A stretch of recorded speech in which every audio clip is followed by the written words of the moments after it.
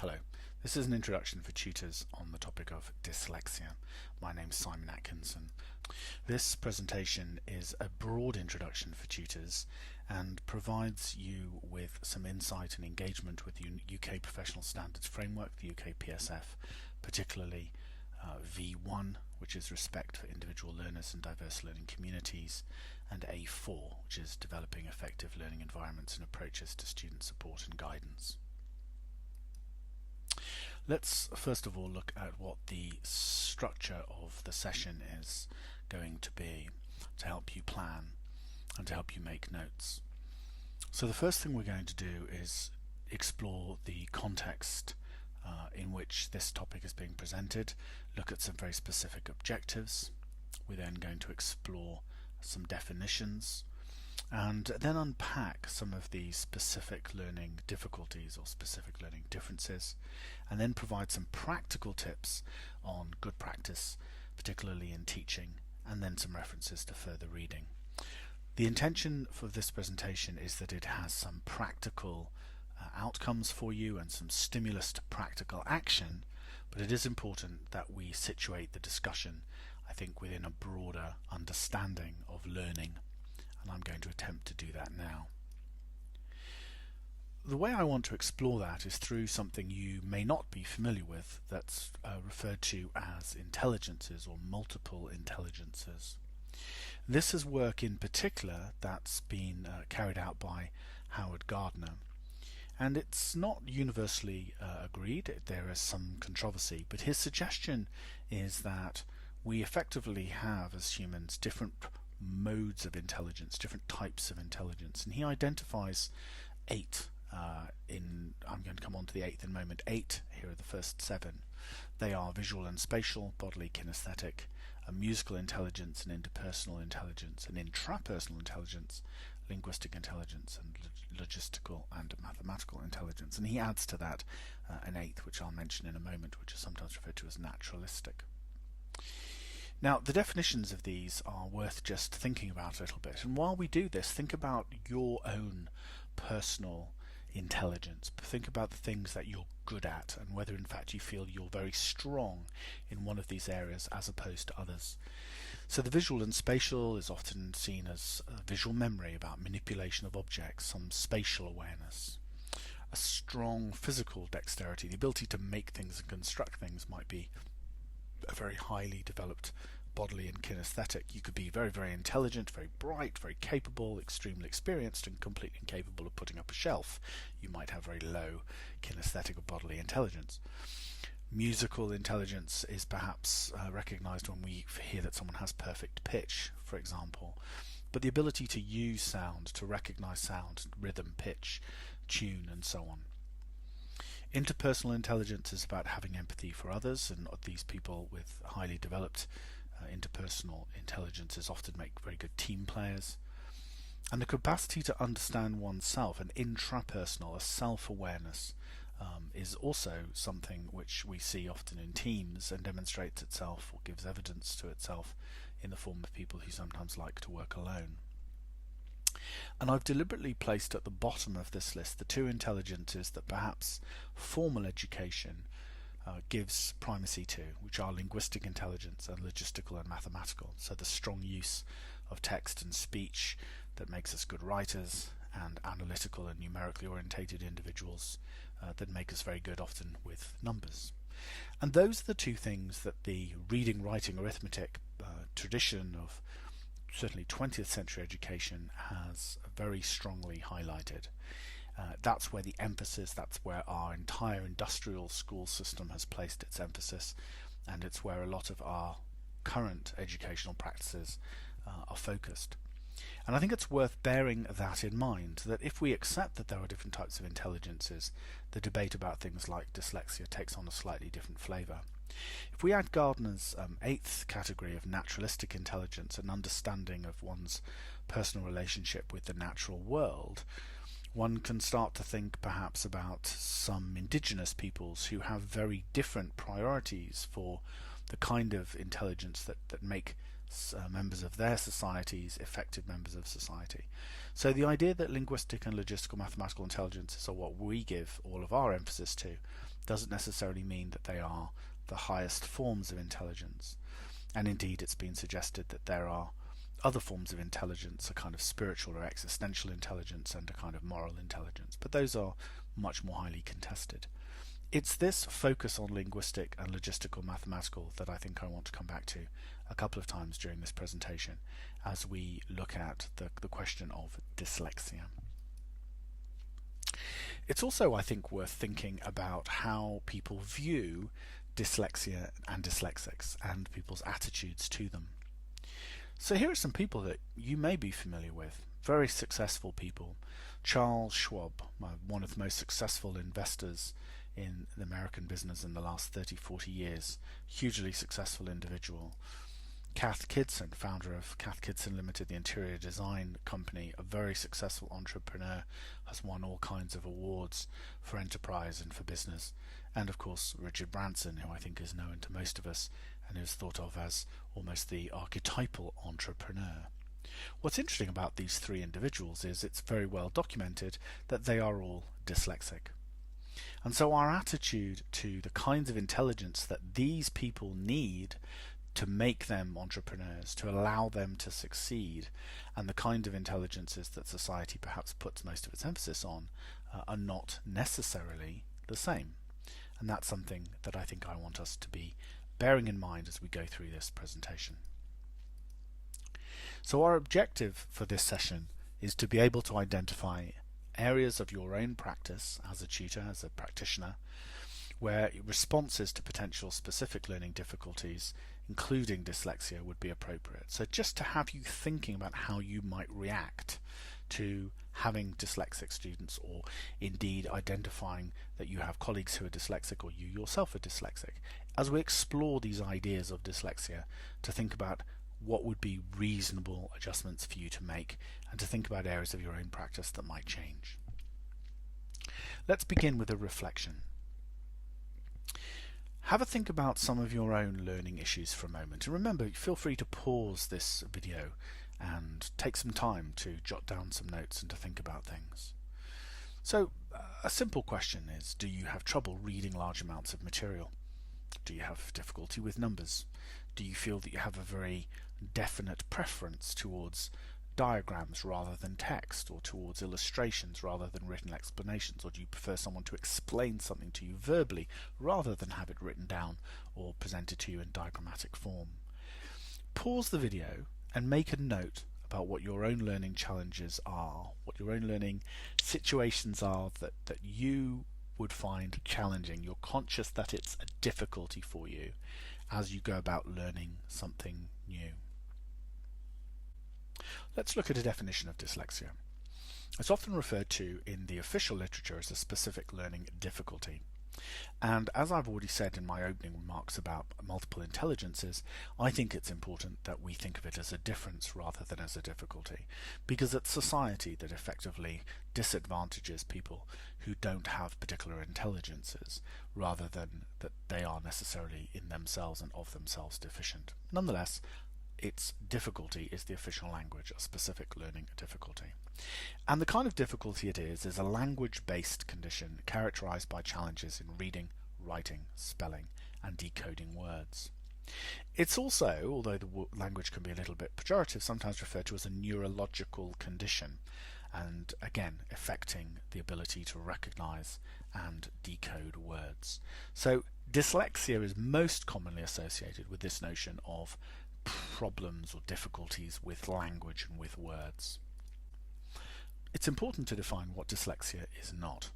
It's not an illness. It's not a disease. It can't be cured. Dyslexia is not a mental health condition. Although it's a neurological condition, it isn't a mental health condition. Nor is it indicative of general intelligences or in any way indicative of people's broad abilities. And I'm going to mention this again, but as I identified with Charles Schwab, with Richard Branson, with Cath Kidston, there in no way is having a dyslexia or being dyslexic an indication of one's general intelligence. And there are examples constantly in the news. Currently, you may well be aware of the success of Ben Way, a dot-com millionaire who's sort of a bit of a poster boy at the moment for the British government. He's doing incredibly well with a series of investments and was already a millionaire at the age of 17. More recently, there's been publicity around Louis Barnett, a chocolatier, who's won a huge number of awards and is setting up in enterprise his own chocolate business. These are people who represent, certainly for the emerging generations, new examples of young people who are very successful and their dyslexia has been recognised, which is not always the case. And of course, you may know people yourself. I myself actually do have a form of dyslexia that comes from having learnt 2 languages, being bilingual, and learning both languages phonetically. Now, it's something that for me has never presented a particular hindrance or a particular obstacle, at least I don't believe so, and as a consequence I wouldn't necessarily identify myself as dyslexic. But as you see as we go through this presentation, there are a number of people, a number of examples of different ways in which dyslexia affects people, and you may well know people close to you and around you who are dyslexic, and it's worth having a conversation with them if they're comfortable having that conversation with you. It's important to not go into that conversation with some of the misassumptions that people have, so it's important that we debunk some of these myths.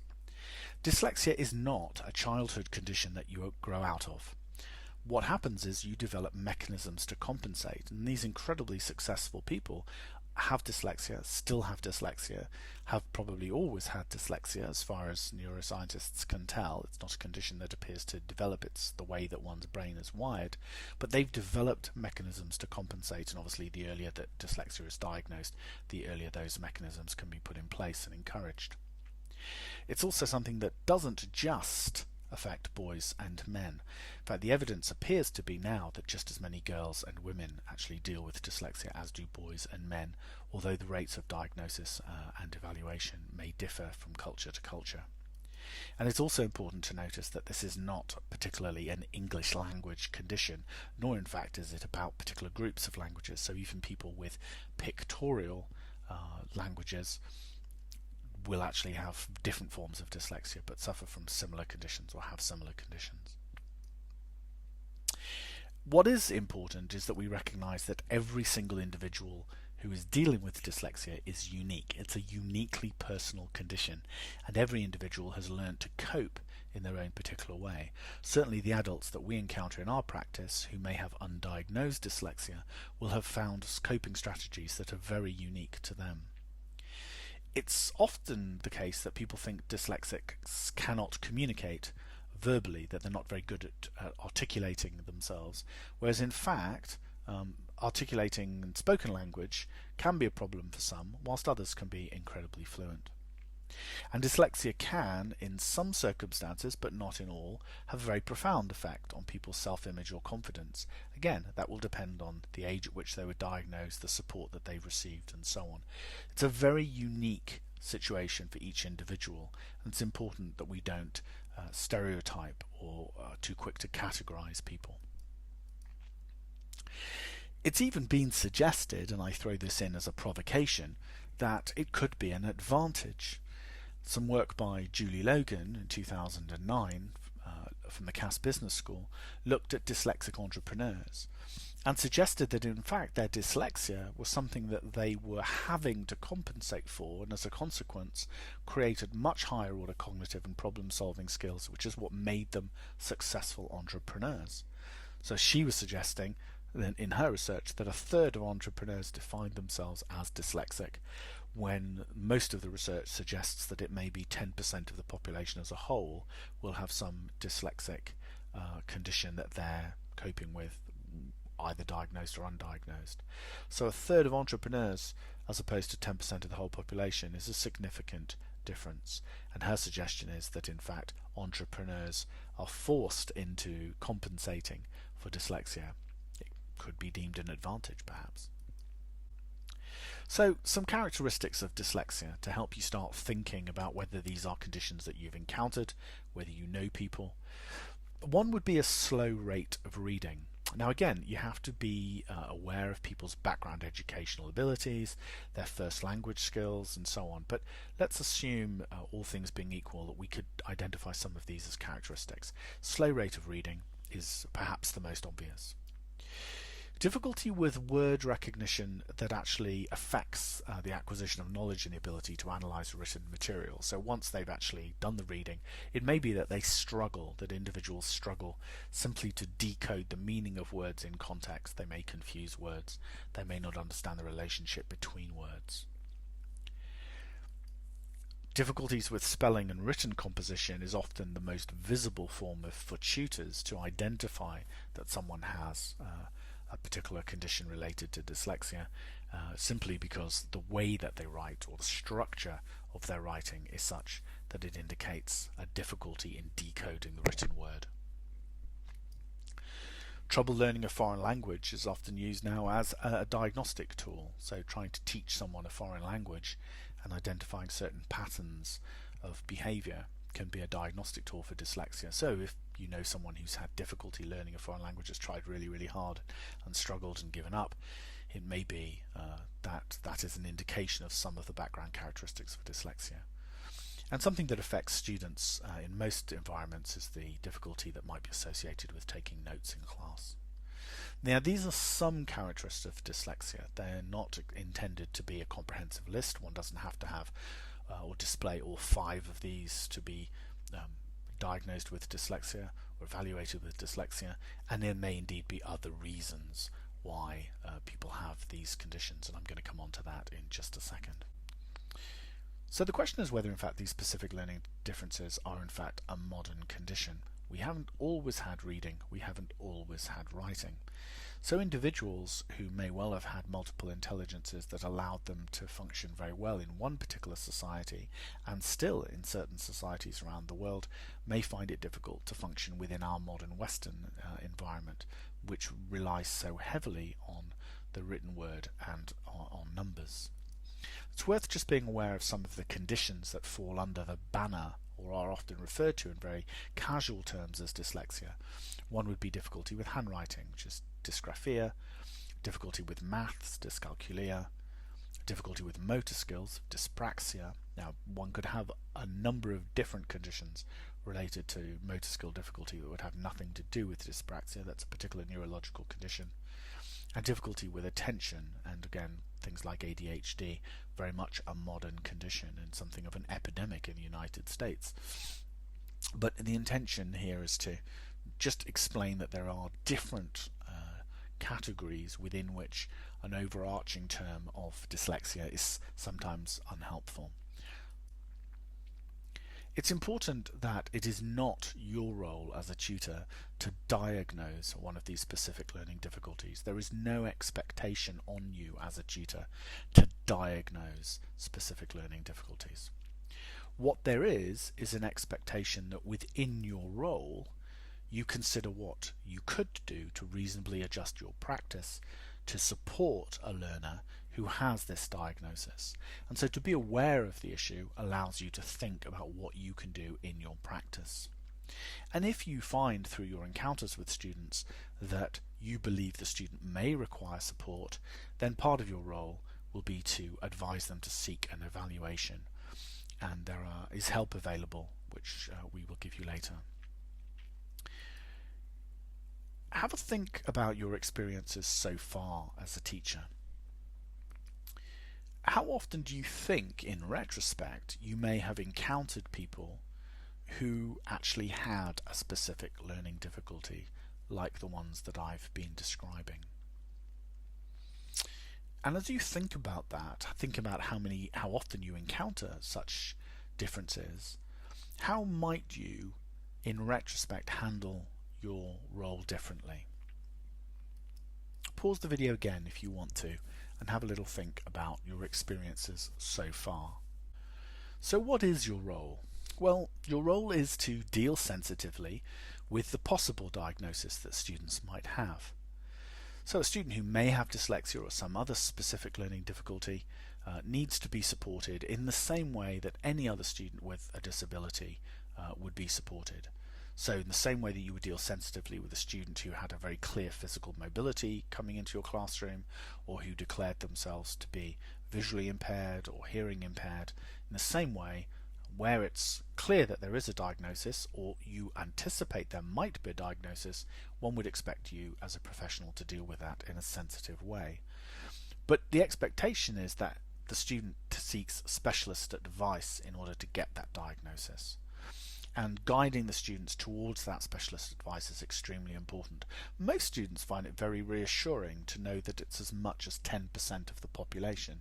So to actually say, I've got some difficulties with this particular task, or with these particular tasks, this particular learning in the classroom, to be told that that's not actually that uncommon, and that perhaps they'd like to go and get a formal diagnosis from the diversity and inclusion team, for example, is something that individuals generally will accept.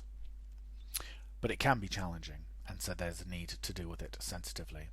But all the time you should be considering what adjustments you can make to your practice and what represents good practice when dealing with individuals. Now, there is a lot that you can do, and I'm going to go through this frightening list quite quickly, and then I'm going to focus on just a couple of things. So lots of things that you could be thinking about depending on the context of your practice. If you're responsible for producing material, there's a whole body of literature and training available on developing accessible handouts, for example. It may well be that you need to explore the different ways of thinking in your classroom for students and different ways of structuring thinking, and again, there's a lot of literature out there to help you. Having an effective presentation style helps, but an effective presentation style for dyslexic or for specific learning difficulties may not be what you would regard as an effective presentation style at present. So it's worth thinking a little bit as we go through this presentation and as you read further about whether in fact what you're doing is proving effective for everybody in your classroom. Are you, as the next bullet point suggests, creating inclusive classrooms? It's also worth thinking about your language skills. How clear are you? How clear is your diction? How clear is the language structure that you use? Do you use a lot of terminology without actually defining it, for example? Do you share a lot of stories or anecdotes which in reality are littered with all kinds of references, cultural references, that may be very inaccessible to some students? So thinking about your language skills is something that you can do. Thinking about using the technology that's available and using it well.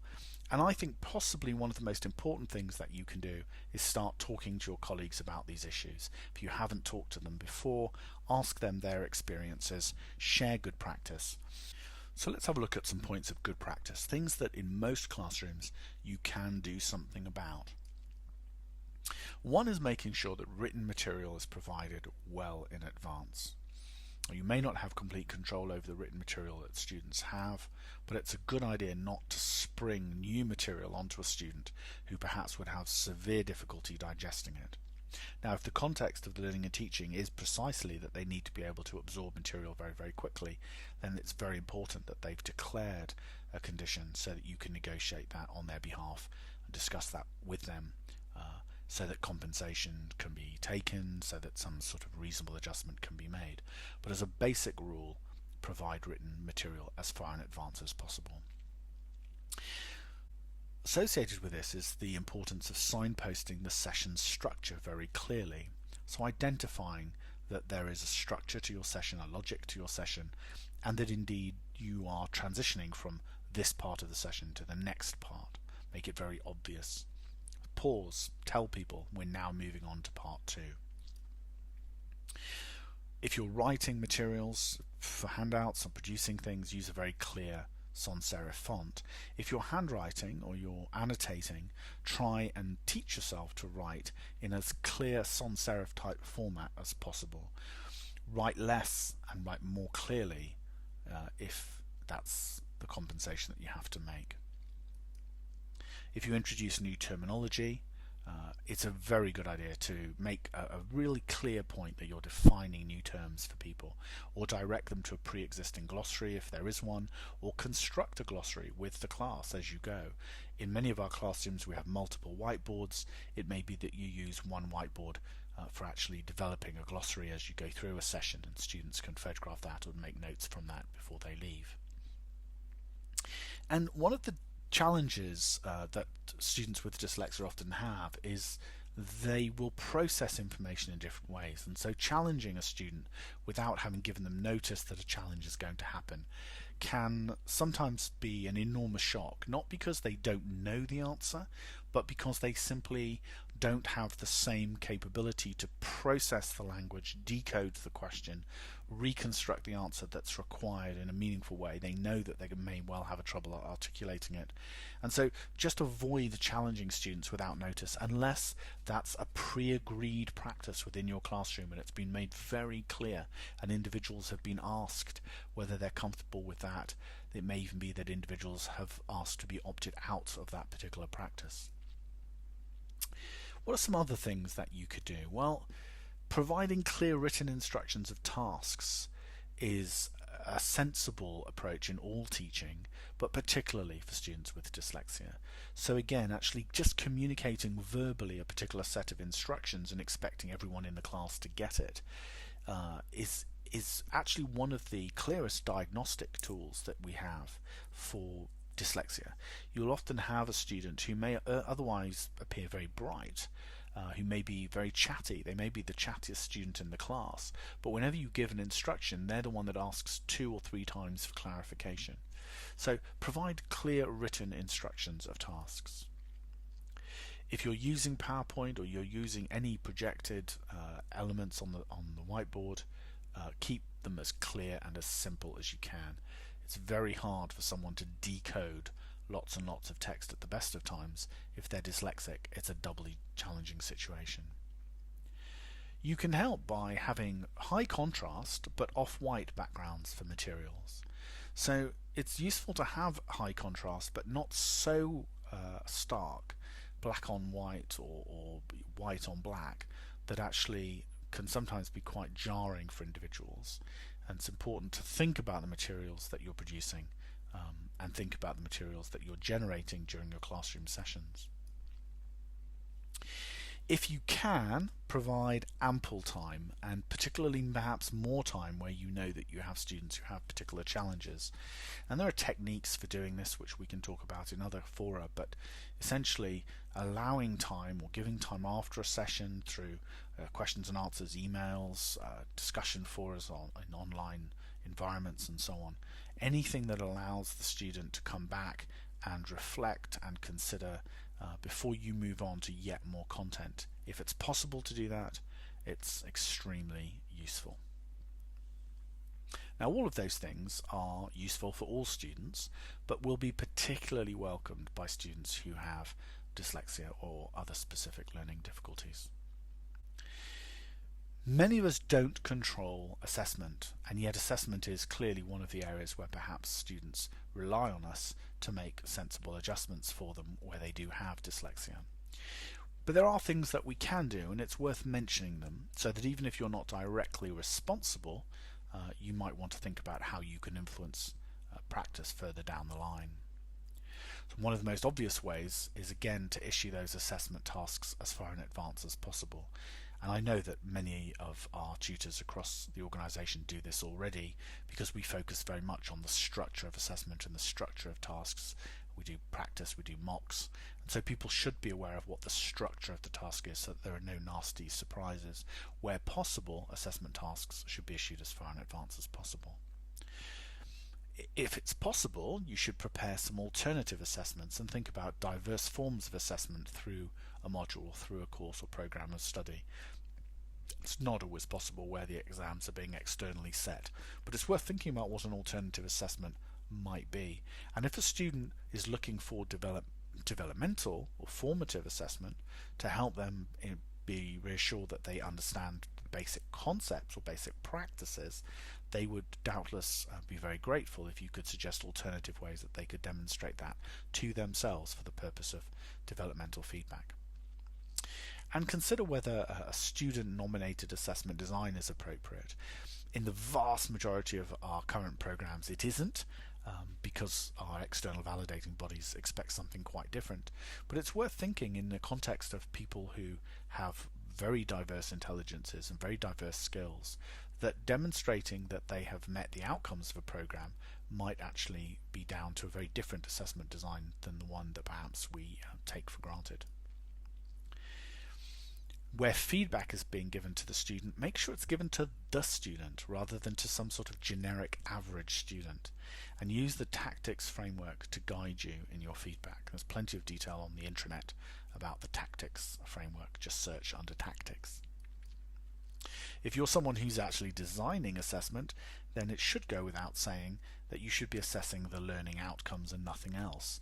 And so again, we come back to the question of whether in fact learning outcomes themselves are well written.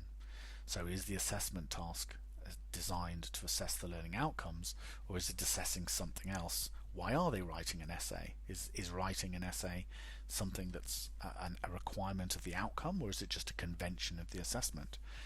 Why are they actually doing a mock spreadsheet calculation? Is that actually specified in the outcome, or is that just seen as a conventional way of assessing a particular course or a particular module? Ask yourself whether in fact reading and writing, which are the two skills that very often are particularly challenging for dyslexics, are things which actually you are assessing, or are you supposedly assessing something else? So there's a whole question of assessment design which is worth reflecting on. And if you're not responsible for designing assessment or implementing assessment, you will doubtless be responsible for teaching students towards a particular form of assessment, and it's worth you critiquing for yourself, for your own practice, not necessarily to share with the students that critique, but critiquing the assessment in the context of the things that we've been discussing in this presentation. I'd like to make a very brief point about cultural adjustments, because I think in the context of these multiple intelligences, it's also worth recognizing that different cultures prioritize different intelligences. And so the idea that in our culture, in the Western culture, particularly thinking in terms of European culture, we really do prioritize linguistic and logistical mathematical intelligences. Somebody that can do that can be forgiven for not being musical, for not being particularly empathetic, for not even being particularly self-aware, because we figure that they're still bright and we see them as, quote, bright and intelligent people. Other cultures would not. Other cultures may well actually see it as a much more important facet of someone's ability to work in society, to be empathetic, to understand each other, to be sensitive to other people's needs, and they would prioritize that over the linguistic and the logistical mathematical. So as we teach more and more international students across the institution, it's worth remembering that any of the things that you develop, awareness that you develop around dyslexia, will inform your practice as far as working with international students go as well. It's very important when we talk about dyslexia to just touch on what the legal requirements are. And perhaps most importantly, we should make sure that we understand that the expectation on us legally is to make reasonable adjustment. It's not enough to say it's always been done like that, but it is enough to say under certain circumstances, in certain courses of study or training or professions, certain skills are absolutely required. So it would be very difficult, for example, to find an adjustment that would allow an advocate to demonstrate that they could produce a verbal argument in court if they weren't producing that argument verbally.